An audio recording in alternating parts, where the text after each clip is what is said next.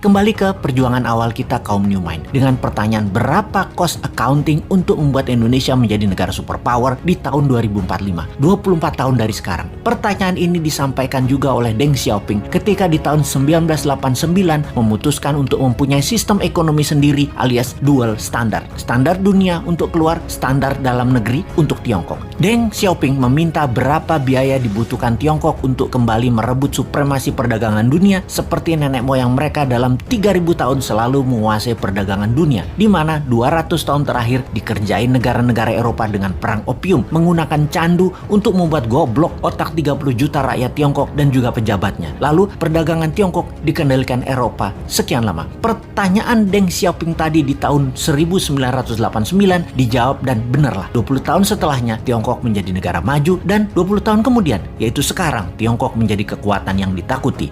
Pertanyaan awal kita, berapa cost accounting untuk membangun Indonesia untuk menjadi negara superpower di tahun 2045 itu? Hal itu sangat penting. Berapa modal yang dibutuhkan? Berapa dana yang dibutuhkan? Dan itu harus diketahui sekarang. Semua itu akan kita ciptakan dananya serta pekerjaannya untuk 100% warga Indonesia. Kita lompat ke tahun 2030 ke depan. Di tahun 2030 atau kurang dari 9 tahun lagi, dari saat ini dunia menjadi lain dengan dunia yang kita kenal 100 tahun terakhir. Pandemi 4 tahun hingga tahun 2025 merubah 60% kehidupan manusia. Teknologi bioengineering, biomedical, menggeser DNA dan RNA manusia membuat manusia menjadi super karena lawannya penyakit juga menjadi super. Penyakit bawaan atau penyakit karena virus bermutasi. Manusia pun bermutasi dengan perubahan genetik tubuh manusia dipicu dengan growth factor biomedical. Di sisi lain, secara politik, kalau Amerika tidak hantam secara militer negeri Tiongkok dalam kurang waktu 3 tahun ke depan, maka di tahun 2030 Tiongkok akan menjadi negara superpower nomor 1. Dan saya garansi Amerika tidak akan serang Tiongkok. Amerika tuh chicken sekarang. Sungguh. Kemudian komunikasi 6G dipimpin Tiongkok. Distribusi kapal niaga dan seluruh gadget serta transaksi perdagangan dikuasai Tiongkok. Kesehatan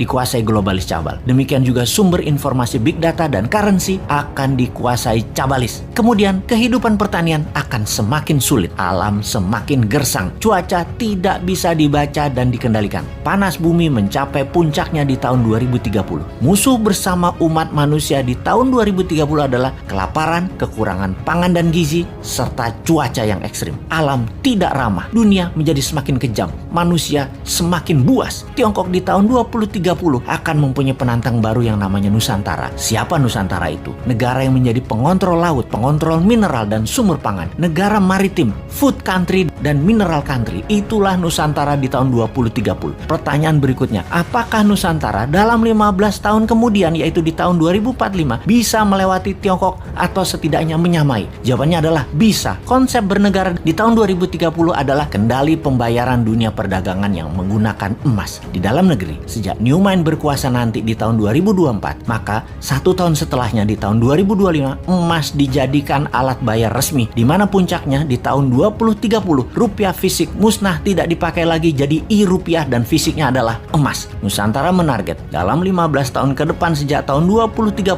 transaksi dunia 50% memakai emas. Itulah awal Nusantara menjadi negara superpower di tahun 2045. Kunci penting berikutnya di periode 2045 sampai 2070, di mana dunia sepakat tidak akan ada lagi perang militer, namun semua negara berkolaborasi merubah dunia menjadi lebih baik. 2045 hingga tahun 2070, Nusantara menjadi negara superpower yang memimpin garda terdepan pejuang lingkungan hidup, kesehatan, edukasi, dan sustainable eco-living. Nusantara memimpin perbaikan alam selama 15 tahun hingga tahun 2070.